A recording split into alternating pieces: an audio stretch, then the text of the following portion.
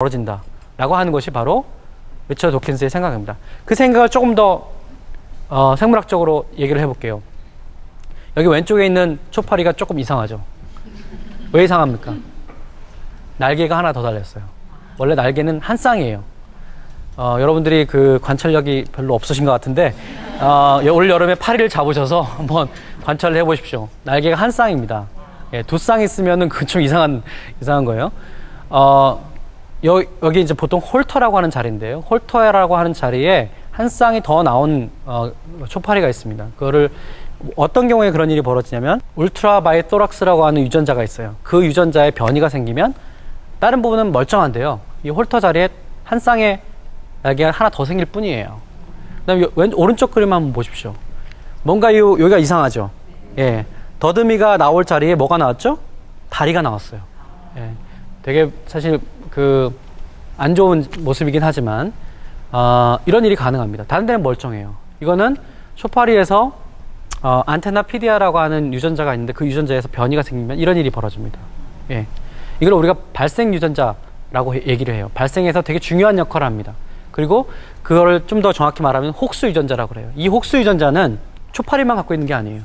인간도 갖고 있습니다. 쥐도 갖고 있어요. 그래서 초파리에서 하는 역할과 쥐에서 하는 역할이 거의 비슷하기도 해요. 조금 더 용도 변경을 하기도 하지만 굉장히 비슷합니다. 우리의 초파리의 앞뒤축을 이제 발생하는 과정에서 앞뒤축을 결정해야 되지 않겠어요? 머리가 나와야 될 때를 먼저 결정해야 될 거 아닙니까?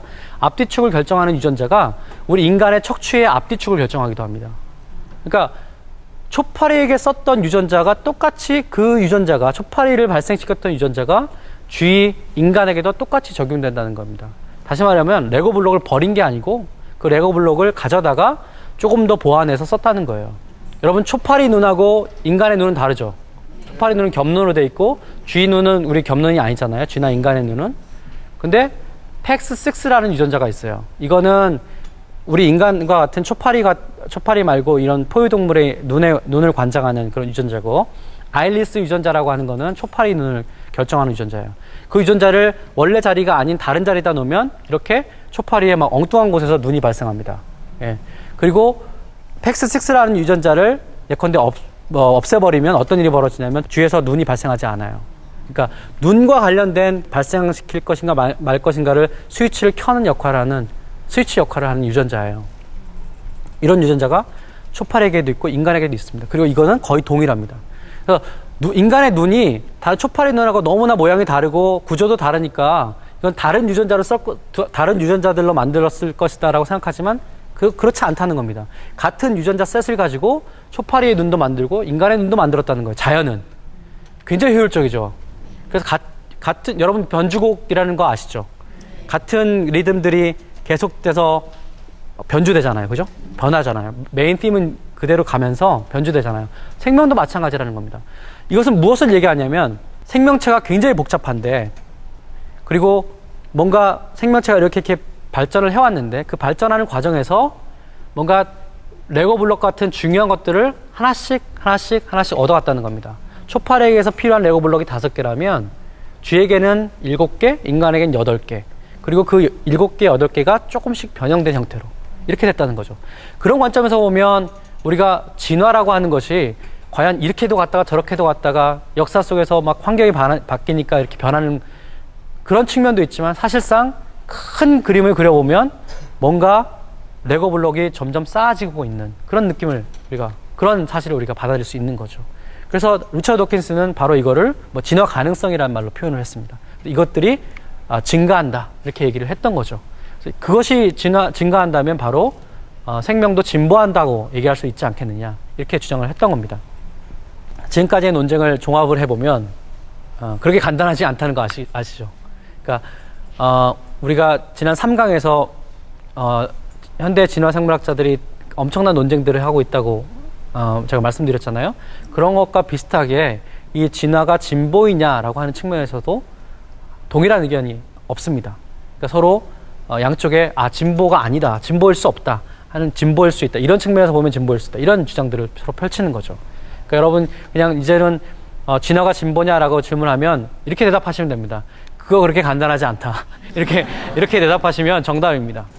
근데 그럼에도 불구하고 여전히 우리가 진화와 진보 문제가 이렇게 껄끄럽단 말이죠. 왜냐? 이런 이유 때문입니다. 이 그림을 보시면은 18세기에, 왼쪽 그림을 보시면 18세기에 프랑스 사회에서 아프리카 여성을 데리고 와서 관찰하는 거예요. 아, 이렇게 신기한 동물이 있어요. 라고 관찰하는 겁니다. 그 당시 프랑스의 귀족들이 아프리카 여성들을 보고 이건 인간이 아니라고 생각했어요. 예. 인종주의죠. 그러니까 오늘날 유식하게 말하면 인종주의 같은 거죠. 그 인종주의가 사실은 18세기, 19세기 유럽에 아주 팽배했습니다.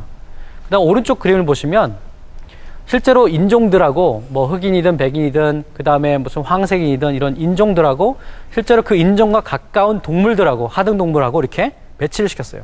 흑인들은 무슨 동물하고 똑같다. 이런 식으로. 인간의, 지금 우리가 흑인이나 백인이나 황색인이나 동일하게 똑같은 그 지위와 권리를 갖고 있는 인간이라고 우리가 믿지만 불과 200년 전만 해도 그렇게 믿는 사람들이 거의 없었다는 거예요. 예, 이거는 뭐냐면 인종이 우리랑 너희들은 다르다. 특히 이제 백인들은 그걸 굉장히 강조했죠. 그래서 어떤 일들이 있습니까? 실제로 인종주의가 나왔고요. 그 다음에 나치가 거기서 이제 사실 나온 거고요. 그 다음에 예컨대 불황자들, 그 다음에 정신병자들 이런 사람들을 이제 강제 불임을 시켰죠. 왜냐하면 쟤네들은 우리 족속하고 다르다. 우리의 물을 흐릴 뿐이다. 그러면서 그걸 이제 우리가 그런 흐름들을 뭐라고 얘기하냐면 우생학이라고 얘기합니다. 유제닉스라고 얘기하는데 그 우생학이라는 건 기본적으로 좋은 형질들을 계속 발전시키자는 거예요. 나쁜 형질들은 제거하고. 그래서 정신병자 이거는 나쁜 형질들이니까 이건 제거해야 되고, 그 다음에 백인들 되게 우월하고 이거 굉장히 지능도 뛰어나고 그러니까 백인들만 짝짓기를 하고 그래서 잘 살아야 된다. 뭐 이런 식의 주장을 하는 거죠.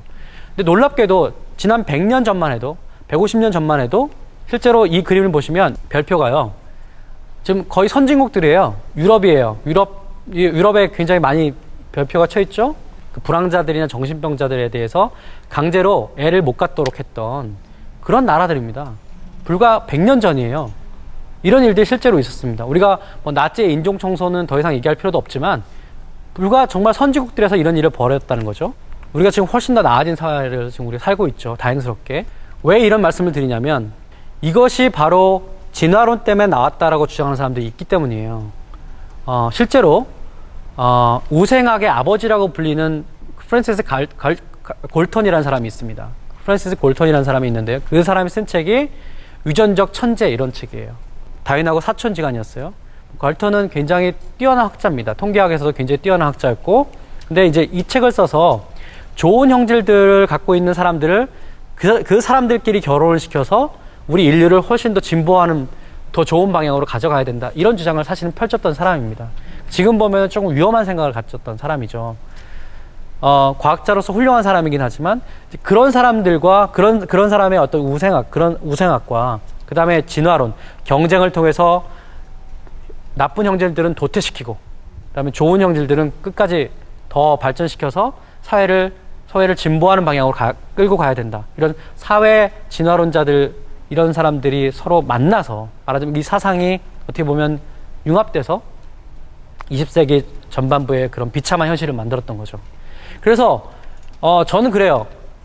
역사적으로는 진화론과 우생학을 연결지을 수 있어요. 그러니까 우생학의 사실은 진화론이 사실은 어떤 의미에서 정당화된 근거로 사용되기도 했다. 물론 다윈도 그걸 원하지 않았고 실제로 제가 아까 생물학적 논쟁에서 보여드렸듯이 그 누구도 뭐 우생학적인 얘기를 하지 않습니다.